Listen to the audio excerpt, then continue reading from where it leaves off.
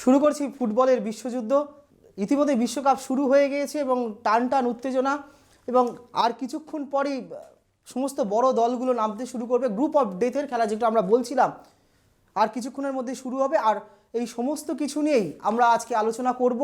আমাদের সঙ্গে রয়েছেন আগের দিনের মতোই রয়েছেন 31 বছরের অভিজ্ঞতা সম্পন্ন বিশিষ্ট ক্রীড়া সাংবাদিক রতন চক্রবর্তী।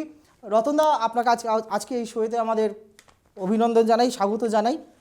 প্রথমে যেটা বলছিলাম রতনদা, যে আজ থেকেই শুরু হয়ে যাচ্ছে গ্রুপ অফ ডেথের খেলা। বলতে গেলে বড় বড় দলগুলোই সব নামবে। আর্জেন্টিনা নামছে, ডেনমার্ক নামছে, মেক্সিকো নামছে, ফ্রান্স নামছে। আমরা আলোচনা শুরু করব।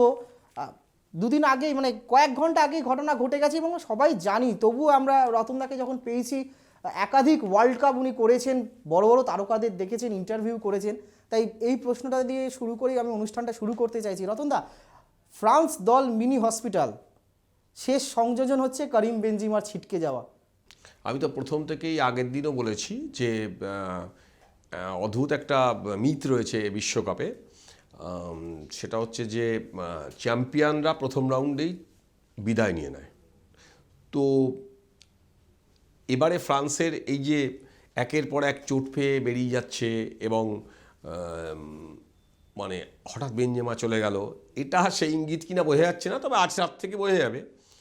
তো আমার মনে হয় আমরা যে আলোচনাগুলো করেছিলাম কাতার বিশ্বকাপ নিয়ে, সেই ব্যাপারটা অনেক মানে শুরুটা অদ্ভুতভাবে হলো। আমরা গ্রুপ অফ ডেতে যাব, গ্রুপ অফ ডেতে অনেক রকম হবে। তো তুমি কি প্রথম দিনের তোমার কি মনে হলো, মানে কীরকম শুরু হলো? আমরা যেরকম আশঙ্কা করেছিলাম সেটা কি সত্যি হলো কিছুটা? আমরা তো আলোচনা করেছিলাম যে কাতারের উদ্বোধন, যেটা নিয়ে আকর্ষণ ছিল, মানে ওয়ার্ল্ড কাপের উদ্বোধন, মানে ম্যাচ তো বটেই, কিন্তু উদ্বোধনে একটা বড় চমক থাকে। সেটা কোথাও যেন কাতারে এবারে একটুখানি ম্রিয়মান, একটুখানি সেই যে গ্ল্যামার উদ্বোধনে, সেই গ্ল্যামারটা কোথাও যেন একটু মিসিং ছিল। দেখো, যা আজ পর্যন্ত যেখানে যেখানে বিশ্বকাপ হয়েছে তাদের একটা ঐতিহ্য আছে, ফুটবল ঐতিহ্য আছে, তাদের নিজস্ব সংস্কৃতি আছে। গতবার যেমন রাশিয়া ছিল, তার আগে জার্মানিতে ছিল। তো এবারে আমরা জানতাম যে, আমরা এখানে আলোচনা করেছিলাম, একমাত্র আমরাই সম্ভবত বলেছিলাম যে অনেক নাম বাজারে ভাসছিল যে উদ্বোধনী অনুষ্ঠানে, কিন্তু যারা বিশ্বকাপ কভার করেছে তারা জানে যে উদ্বোধনী অনুষ্ঠান কখনো বাইরে বলা হয় না আগে থেকে, তাতে চমক থাকে। তো এবারের কাতার বিশ্বকাপে মানে আমরা যে আলোচনার মধ্যে ছিলাম যে প্রথম দিনে যে উদ্বোধন, এই উদ্বোধনটা যতটা না মানে কি বলবো উত্তেজক হয়েছে, দেখার মতো হয়েছে, কিছু বাজি পুড়েছে, কিছু গান হয়েছে, কিন্তু সেই গান আমাদের কানে ওয়াকার মতো অনুরণন তোলেনি। এবং অন্তত আমি যতদূর দেখলাম এবং যত ম্যাচ আমি যতগুলো ওয়ার্ল্ড কাপে দেখেছি, ওয়ার্ল্ড কাপের যা যা উদ্বোধন অনুষ্ঠান দেখেছি, আমার মনে হয় এবারের উদ্বোধনী অনুষ্ঠানটা মনে হয় সবথেকে মেড়ে।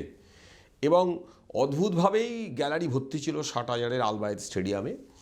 কিন্তু সবথেকে যেটা মজার সেটা হচ্ছে প্রথম ম্যাচটা কিন্তু, এই আপনি যেটা বলছিলেন একটু থামাচ্ছি এখানেই, গ্রুপ অফ ডেথের খেলাগুলো শুরু হয়ে গেছে এবং কয়েক ঘন্টা পরই, মানে পরের দিনই হয়তো নামছে মরক্কো, নামছে ক্রোয়েশিয়া, নামছে Germany, Japan, Spain, Costa Rica, Belgium, Canada, বড় বড় দলগুলো নামছে। জার্মানি নামছে বিশেষ করে, বেলজিয়াম রয়েছে, যাদেরকে এবারে ওয়ার্ল্ড কাপের অন্যতম ডার্ক হর্স বলা হচ্ছে। আমরা সেই আলোচনায় যাব, কিন্তু যেটা একটু আগে আলোচনা করছিলাম যে বিশ্বকাপের উদ্বোধন, ম্যারে একটা উদ্বোধন, কিন্তু প্রথম ম্যাচ যেটা হলো এবং তাতে একটা অনবদ্য একটা ঘটনা ঘটলো যে বিশ্বকাপের প্রথম গোল বাতিল হলো, মানে ইকুয়েডর কাতার ম্যাচের প্রথম গোলটাই বাতিল। এরকম নজির কি আছে? 2018-এ আমি যখন রাশিয়ায় গেছিলাম, প্রথমবার ভিডিও অ্যানালিস্ট ছিল, রেফারিদের ভিডিও অ্যাসিস্ট্যান্ট রেফারিরা থাকে 4-5 করে, তারা সমস্তটা, এটা ক্রিকেটে চালু ছিল, ফুটবলে গতবার রাশিয়া বিশ্বকাপ থেকে চালু হয়েছে ভার যেটাকে বলছি আমরা। এবং সেটার একটা অদ্ভুত প্রয়োগ দেখা গেল আগের দিন। দেখো, প্রতিদিন ফুটবল এমন একটা খেলা যে প্রতিদিন তার নিয়ম বদলায়, প্রতিনিয়ত তার নিয়ম বদলায়। অফসাইডের নতুন নতুন নিয়ম আসছে এবং অফসাইডের যে গোলটা বাতিল হয়েছে, ভ্যালেন্সিয়ার যে গোলটা বাতিল হয়েছে ইকুয়েডর, সেই গোলটা বাতিল নিয়ে অনেক বিতর্ক হচ্ছে। অনেকে বলছে কেন অফসাইড হচ্ছে না, কেন হচ্ছে, কিন্তু ভার যেভাবে দেখেছে বিভিন্ন অ্যাঙ্গেল থেকে দেখা হয়, বিভিন্ন অ্যাঙ্গেল থেকে ক্যামেরা থেকে, এখন বাঁচার কোনো পথ নেই। মারাদোনার হ্যান্ডস অফ গড, হাত দিয়ে গোল দিয়েছিল, গোলটা চলে গেছিলো, এখন আর সেই সুযোগ নেই। এবং যথেষ্ট কীর্তির সঙ্গে ড্যানিয়েল যে রেফারি ছিল অরিস্তো, অত্যন্ত অভিজ্ঞ রেফারি, এবং তার কার্ড দেখানোর একটা অদ্ভুত প্রবণতা আছে, আমরা সেটা প্রথম ম্যাচেও দেখেছি। ও অনেক বড় বড় ম্যাচ করেছে, ইউরোপিয়ান কাপে ম্যাচ করেছে, বিভিন্ন জায়গায় ম্যাচ করেছে, ইতালি রেফারি। প্রথম দিনের ম্যাচে সে প্রচুর কার্ড যেমন দেখিয়েছে, একটা গোল প্রথমে বাতিল করেছে 5 মিনিটের মধ্যে। এটা মানে এটা মানে এমন একটা সময়ের মধ্যে শুরুতে ঘটে গেছে।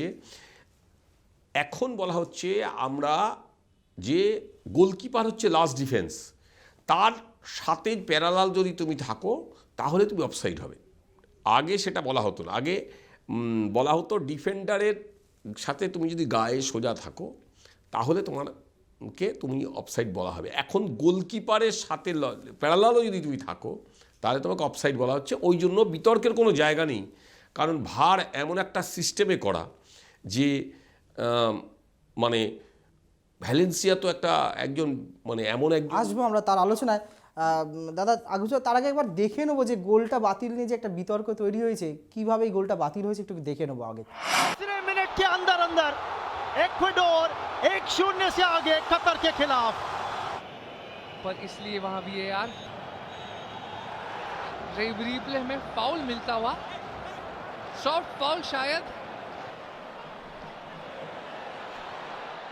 তুমি দেখো যে ভ্যালেন্সিয়া যখন গোলটা করছে তখন দেখো প্যারালাল এসে গেছে রেফরির সঙ্গে, দেখো রেফরি একদম কাছে রয়েছে, লাইনসম্যান একদম লাইনে রয়েছে, এবং তারা দেখতে পাচ্ছে যে গোলকিপারের মানে একদম প্যারালালি গোলটা করেছে, তুমি অফসাইডটা ধরতেই হবে। এবং দেখা যাচ্ছে যে গোলকিপার টাচ হয়েছে মনে হচ্ছে, তাও ভার এটা তো নিশ্চয়ই করবে, কিন্তু সেটা খুব একটা লাভজনক হয়নি। তার চেয়ে পরে নাটকটা অনেক বেশি ছিল, কারণ ভ্যালেন্সিয়া এত অসাধারণ খেলেছে ইকুয়েডরের, তার একটা দীর্ঘ ইতিহাস আছে, ম্যানচেস্টার ইউনাইটেড ছিল, অ্যালেক্স ফার্গুসনের কাছে ছিল, এবং তার 75 ম্যাচে 37টা গোল আছে দেশের হয়ে, এবং পাওলো রসি এবং আরও 2 জন আছে সারা পৃথিবীর ইতিহাসে, এই যে 92 বছরের বিশ্বকাপের ইতিহাসে, যে 5টা গোল করলো মানে পরপর গত বছরের বিশ্বকাপ, এবারে গতবারের বিশ্বকাপ এবং এবারের বিশ্বকাপ, এবার যতগুলো ম্যাচ খেললো 5টা গোল একমাত্র পাওলো রসি এবং আরও 2 জন ফুটবলারের আছে, সেটাকে ছুঁয়েছে। সব থেকে যেটা মজার ব্যাপার যে আমরা বিশ্ব ফুটবলটা দেখি, আনন্দ করি, উত্তেজনা পাই, কিন্তু এর পেছনে অনেক গল্প থাকে। গল্প হচ্ছে এই ভ্যালেন্সিয়া আছে, এটার জীবনটা মানে অদ্ভুত।